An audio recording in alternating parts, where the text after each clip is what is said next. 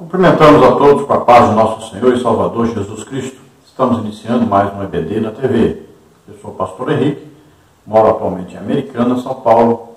Antes morava em Imperatriz, Maranhão. Se você deseja nos convidar, entre em contato conosco. Meu telefone ainda é o mesmo, DDD 99 do Maranhão, e o telefone 991520454. Telefone da minha esposa, irmã Edna, DDD de Americana 19, e o telefone 98448-2187. Meu e-mail henriquelhas@hotmail.com. Eu estou já desempregado há mais de 5 anos. Se você deseja nos ajudar, então você envie qualquer quantia nessas contas. Aí tem a conta da Caixa Econômica, tem a conta aqui do Bradesco e aqui do Banco do Brasil. O Banco do Brasil é o nome da minha esposa, Edna Maria Cruz Silva. Então envie qualquer quantia, R$5, R$10, R$20, não importa quanto. Envie, que você estará nos ajudando muito. Vamos então à nossa lição. Nós estamos estudando neste trimestre, nas revistas da CPAD, com o tema: o plano de Deus para Israel em meio à infidelidade da nação. As correções e os ensinamentos divinos no período dos reis de Israel. Então, no tema, quando fala assim, Israel, está se referindo a todo o país minício. Então, lá no reinado de Saul, reinado de Davi e reinado de Salomão. Então, todas as tribos estavam unidas, tinham o mesmo rei.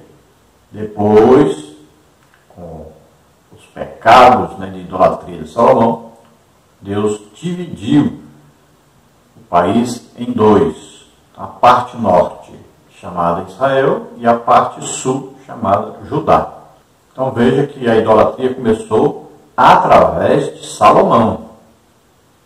Daí para frente a idolatria foi crescendo e a parte sul cresceu menos a idolatria, mas a parte norte se tornou totalmente idólatra. Agora nós vamos estudar aí o juízo de Deus sobre a idolatria. Então, primeiro na parte norte. Nós vamos estudar nessa lição a parte norte, quando ela foi invadida pela Assíria. Então, foram levados cativos, foram levados embora. Não quer dizer que acabou, que não existia mais ninguém ali. Então, ficaram alguns, e alguns que foram deportados, que foram para o exílio, em outros lugares. Também alguns voltaram. E alguns que estavam no território de cima passaram para o território de baixo, como os levitas, por exemplo. Que eles vieram todos para morarem, provavelmente ali em Hebron, que era uma cidade de refúgio, uma cidade de sacerdotes. E muitos em Jerusalém para servirem ali no templo. Então, sempre nós vamos ver referências no Novo Testamento de alguns que antes eram da parte norte, mas estavam habitando na parte sul. E depois que houve então a diáspora, que houve então a invasão da Babilônia na parte sul, que o juízo também veio sobre a parte sul por causa de idolatria, então eles foram levados cativos para a Babilônia. Veja só, a parte do norte foram levados cativos para a Assíria. Quem invadiu e tomou e levou cativos, a parte norte, foram os assírios. E na parte sul, parte de Judá, quem invadiu foi Nabucodonosor, levou ali os judeus, que é a parte sul, Judá, para a Babilônia. Só que a parte norte não foi ordenado para eles retornarem, mas a parte sul, Judá passou 70 anos na Babilônia, no cativeiro babilônico, mas eles foram autorizados a voltarem. Não voltaram todos. Então, uma parte também daqueles que tinham sido levados, que foram levados para a Síria, também alguns retornaram. Por isso que nós vamos encontrar, Jesus encontrando com a mulher samaritana. Vamos encontrar, por exemplo, José e Maria morando na Galileia. A Galileia era norte. Foram todos levados cativos.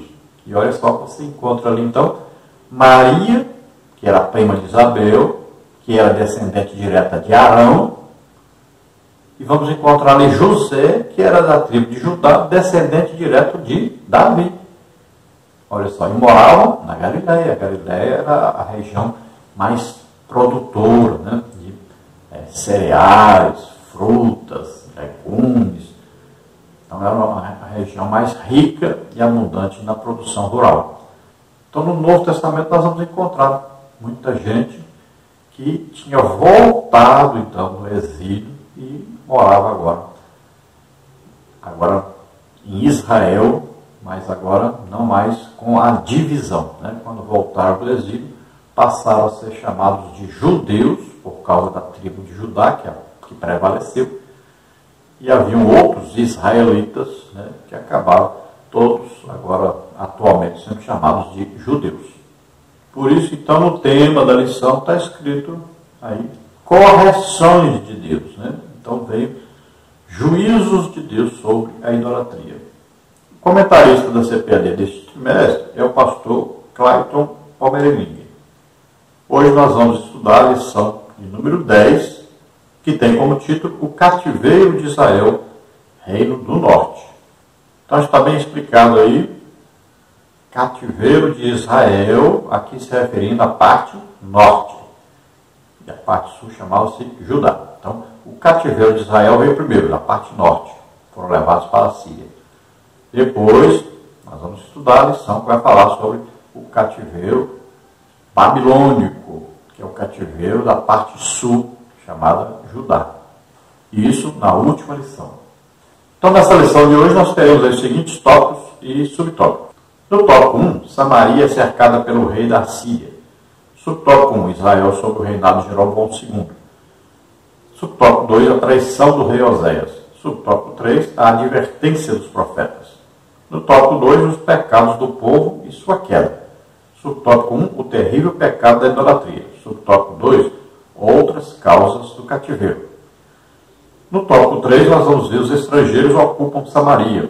Subtópico 1, a mistura de gente e o sincretismo. Subtópico 2, Jesus e os samaritanos. O textual diz, vinde e tornemos para o Senhor, porque ele despedaçou e nos sarará, fez a ferida e a ligará. Oséias 6:1.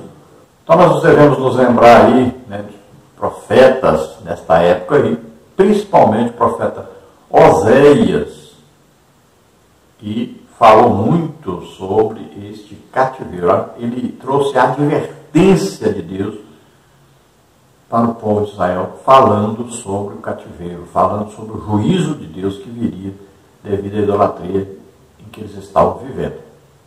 Se nós estudarmos aí sobre esta época, nós vamos ver então que Deus manda o profeta se casar com Gomer, uma mulher de prostituições. Ele não se casou com duas mulheres, foi uma mulher só. E era uma mulher que vivia em prostituições.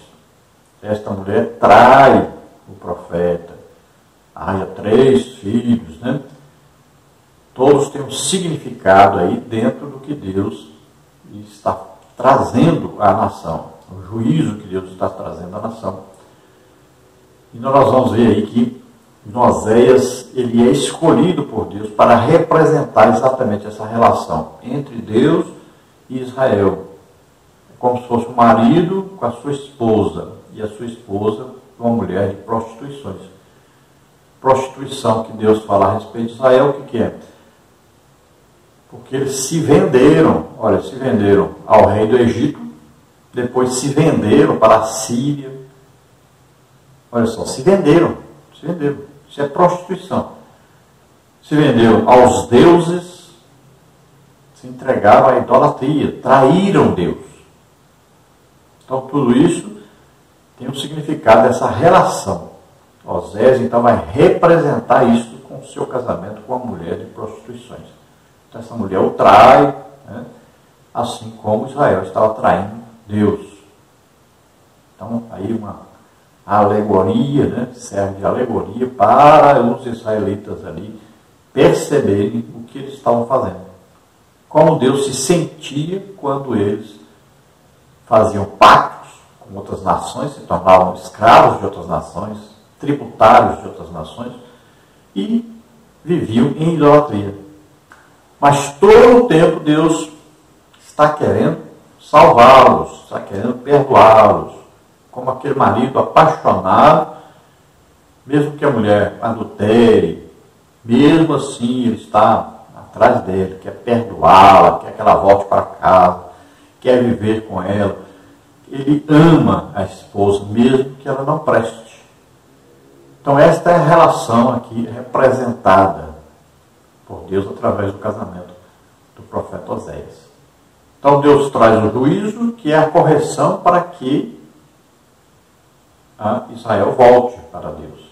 Mas eles fingem voltar, fingem arrependimento, mas continuam no adultério, continuam na prostituição. A verdade prática diz: Deus sempre adverte seu povo sobre os perigos da idolatria e suas terríveis consequências. Então, na Bíblia, nós vamos encontrar que houve um pacto, uma aliança entre Deus e o seu povo. E quando o povo quebra essa aliança, eles estão sujeitos a maldições. Você encontra bem claro isso, né, em Deuteronômio 27, 28, em Deuteronômio 30. Então, aí está escrito bem claro, Deus dá a oportunidade, escolham, olha, eu coloco diante de vocês dois caminhos, o caminho do bem e o caminho do mal, o caminho da vida e o caminho da morte. E ele diz: escolhe o caminho da vida para que vocês vão bem. Veja que aí já cai por terra, né, essa teologia aí terrível que anda invadindo as igrejas pentecostais, que é o calvinismo. Não existe Deus escolheu esse para ser salvo e Deus escolheu esse para ser condenado.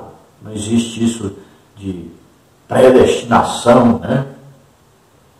Deus, antes da fundação do mundo, Deus já escolheu quem vai ser salvo e quem vai para o inferno. Não, não é assim. Deus olhou e viu. Não é Ele que fez com que a pessoa fosse escolhida para ser salva e o outro escolhido para ser condenado. A pessoa que escolhe. Por isso que Deus diz para todos os israelitas, né, na época hebreus, diz para eles: olha, eu estou colocando diante de vocês dois caminhos. E ele diz: escolhe. Vocês têm a opção de escolher. É o livre-arbítrio. É o livre-arbítrio. Olha, quando Adão peca, o que diz a Bíblia? Agora o homem é como um de nós, conhecendo o bem e o mal. Conhece o bem e o mal, conhece as duas opções. E o homem que vai escolher qual o caminho que quer seguir. O livre-arbítrio é bem claro na Bíblia. E aí os calvinistas não acreditam nisso, né? E ensinam completamente ao contrário. Então, cuidado com essas falsas religiões, com esses falsos ensinamentos que existem por aí. Que às vezes você é confundido e é direcionado a um caminho totalmente fora da palavra de Deus. Então, por mais que você seja fiel a Deus, mas se você cair na idolatria, você perde a salvação. Tome cuidado com a idolatria. Nunca coloque nada nem ninguém acima de Deus. Vamos à leitura bíblica em classe, que está no segundo livro de Reis, capítulo 17, do versículo 1 ao versículo 14, e depois vamos ver do versículo 17 ao 20, e também o versículo 29. No ano do 10º de Acais, rei de Judá, começou a reinar Oséias, filho de Elá, e reinou sobre Israel em Samaria 9 anos. E fez o que era mal aos olhos do Senhor, contudo, não como os reis de Israel que foram antes dele. Contra ele subiu Salmaneser, rei da Síria, e Oséias ficou sendo servo dele e dava-lhe presentes. Porém o rei da Síria achou em Oséias conspiração, porque enviara mensageiros a So, rei do Egito, que não pagava presentes ao rei da Síria cada ano como dantes. Então o rei da Síria o encerrou e aprisionou na casa do cárcere, porque o rei da Síria subiu por toda a terra e veio até Samaria e a cercou 3 anos. No ano 9 de Oséias, o rei da Síria tomou a Samaria e transportou Israel para a Síria e fez-os habitar em Ala e em Abor, junto ao rio Gozã, e nas cidades dos Medos. E sucedeu assim por os filhos de Israel pecarem contra o Senhor, seu Deus, que o fizera subir da terra do Egito, de debaixo da mão de Faraó, rei do Egito, e temeram a outros deuses, e andaram nos estatutos das nações que o Senhor lançara fora de diante dos filhos de Israel, e nos costumes dos reis de Israel. E os filhos de Israel fizeram secretamente coisas que não eram retas contra o Senhor, seu Deus, e edificaram altos em todas as suas cidades, desde a torre dos atalaias até a cidade forte, e levantaram estátuas e imagens do bosque em todos os altos outeiros e debaixo de todas as árvores verdes, e queimaram ali incenso em todos os altos, com as nações que o Senhor transportara de diante deles, e fizeram coisas ruins para provocarem a ira do Senhor, e serviram os ídolos, dos quais o Senhor lhes dissera: não fareis estas coisas.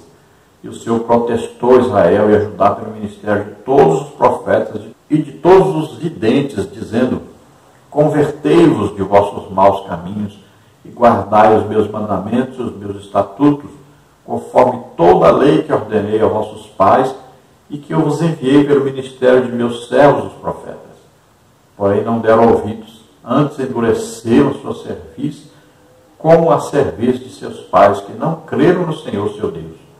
Também fizeram passar pelo fogo a seus filhos e suas filhas, e deram-se a adivinhações, e criam em agouros, e venderam-se para fazer o que era mal aos olhos do Senhor, para o provocarem a ira, pelo que o Senhor muito se indignou contra Israel, e os tirou de diante de sua face. Nada mais ficou, senão a tribo de Judá.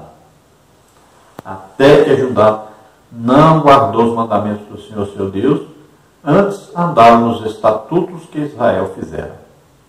Pelo que o Senhor rejeitou a toda a semente de Israel, e os oprimiu, e os deu nas mãos dos despojadores, até que os tirou de diante da sua presença.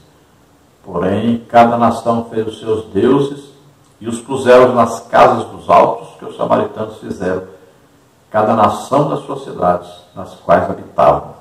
Então vemos aí a situação que se encontravam os israelitas e depois também a tribo de Judá. Mas nesta lição estamos estudando a respeito da parte norte, Israel, e a idolatria que reinava ali.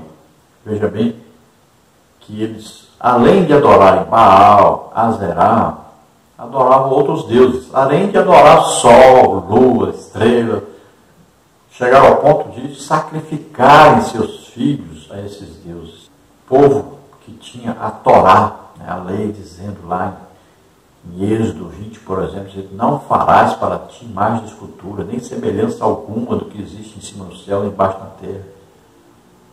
Não te ajoelharás diante delas, não as servirás. E Deus diz: porque eu sou Deus zeloso, que visito a iniquidade dos pais nos filhos até a terceira e quarta geração daqueles que me aborrecem, e faço misericórdia a milhares de gerações daqueles que me obedecem. Então vejam só, eles foram de todas as maneiras ameaçados pelos profetas. Deus enviava os profetas e dizia: se vocês continuarem na idolatria, vai vir o juízo sobre vocês, vocês serão levados cativos. Desde Gênesis, quando Deus fala para Abraão que os seus descendentes iam morar no Egito, iam ser cativos no Egito, já fala que eles seriam cativos lá, que ele os libertaria. E todas as advertências vêm dizendo: olha, cuidado, se vocês caírem na idolatria, vocês serão levados cativos. E existe essa advertência para eles desde Gênesis. Quando Salomão foi orar, fazer a oração dele, não havia deportação, não havia ainda nada de cativeiro. Mas na sua oração ele diz: quando eles forem levados cativos para outros países e orarem dirigidos para este lugar, ouve a oração deles. Olha só, Deus já está revelando que eles seriam levados cativos. E lá eles orariam, como Daniel orava, voltado para a cidade de Jerusalém. Veja só, sempre Deus avisou que eles seriam levados cativos. Porque Deus olha o futuro, vê o que acontece e já revela antes. Mas eles não se emendaram.